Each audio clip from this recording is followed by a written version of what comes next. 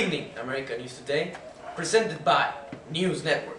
We're now live from our New York City studio with an audience covering the whole American continent. As usual, we will proceed by covering the daily news of multiple regions throughout the Americas, each one having its own expert. First off, we head to Mr. Elosua, who will talk to us about interesting events in both the US and Canada. Thanks, Mr. Derby, and good afternoon to all of the viewers of America News Today. We'll now proceed by analyzing a recent report that arrived from Canada. Canada's Environmental Minister, Peter Kent, will join us for a quick one-on-one interview regarding a recent announcement by the Canadian government. Welcome, Mr. Kent. Thanks. Thank you for giving me the opportunity for being on your show. You're more than welcome. Now, we believe our audience members are yearning to learn why Canada has withdrawn from the Kyoto Protocol.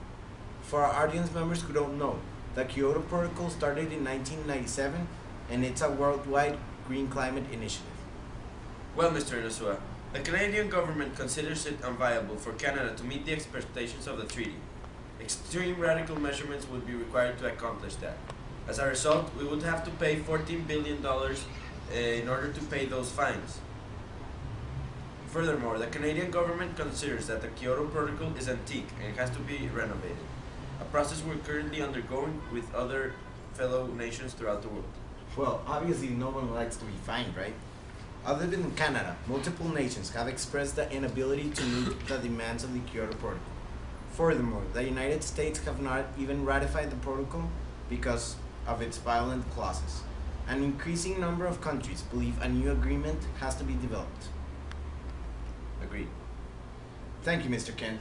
We'll now receive Barack Obama for our coverage on the U.S. elections. Welcome, Mr. President. We're glad to have you on our show. Please take a seat. It's my pleasure, Robert. Although I'm still in office, I have the right to re-elect myself for the well-being of all Americans. Mr. Obama, would you like to talk about the multiple neutral states in which both Mitt Romney and yourself are campaigning intensely to win more votes? Well, we consider the major battlegrounds include Iowa, New Hampshire, North Carolina, Virginia, and most importantly, Florida. Although Ohio, Pennsylvania, and Nevada may prove to be tough, we believe we have a significant advantage in those states. Montana will be a difficult state to win over, among those that are decidedly Republican. In my opinion, by winning Florida, we ensure a re-election. Nonetheless, the Republicans have a slight advantage in this state. For the well-being of all Americans, vote Obama, vote Hope, vote re-election. Florida represents 29 electoral votes for the presidential election, Mr. Obama. It's a humongous quantity.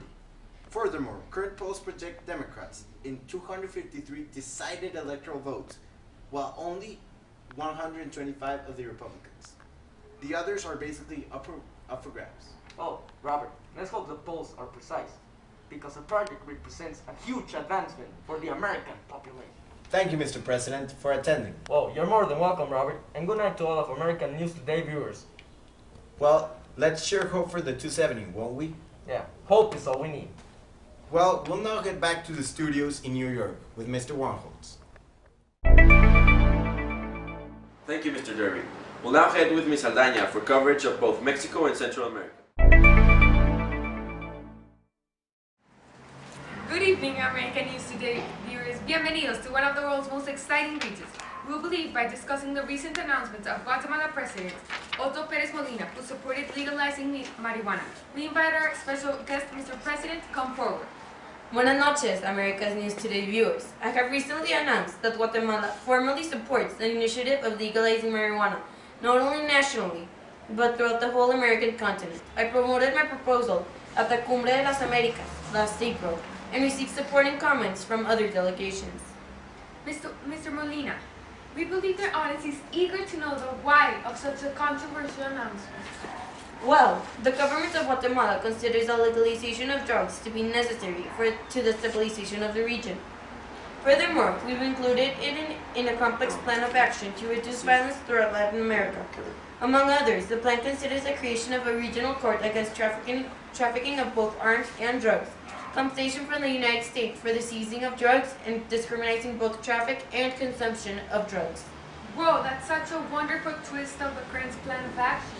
Indeed, combating drugs openly has resulted in a huge increase of violence throughout the region. We need to take a different approach to the situation. Thanks, Mr. Molina. We were glad to have you accompany us this evening. Now we'll ask Mr. Enrique Peña Nieto, the leading contender in the Mexican presidential elections, to come forward to the stage. Thank you everybody. Hello, how are you? Hello. Mr. Peña Nieto, the polls demonstrate that you hold an advantage of over 25% from your immediate contender.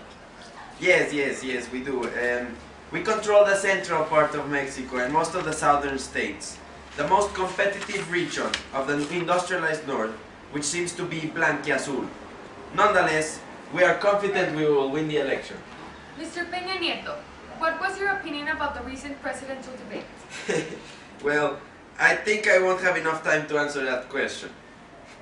I think it went really well, although I would have liked for the other candidates to focus more on their proposals instead of attacking me.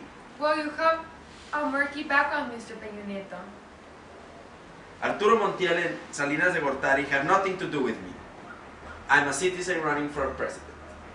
You sure are, Mr. Peña Nieto. Thanks for coming. We now head back to our studio with Mr. Elosua. Welcome back, American News Today viewers.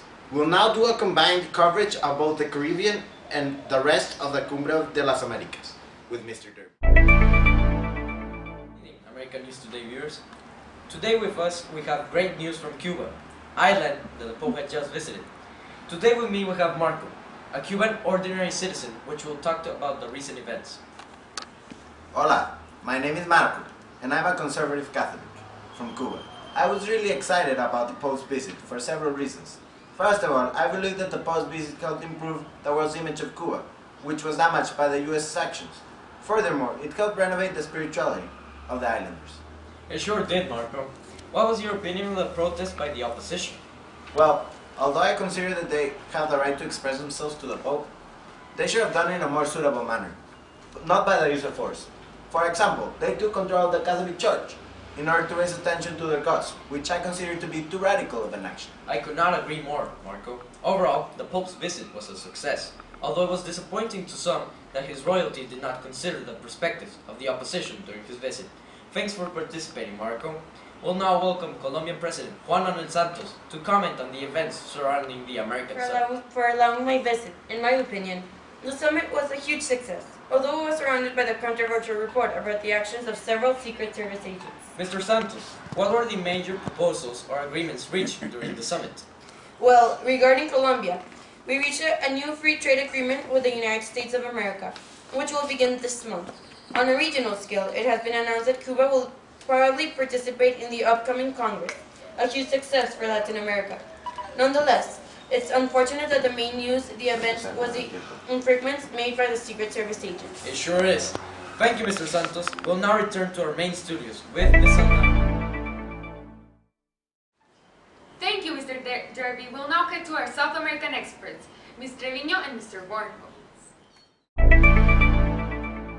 Good evening, America's News Today. We're live from Caracas, Venezuela. The upcoming elections between Hugo Chavez and opposition candidate Enrique Capriles promises to be a battleground.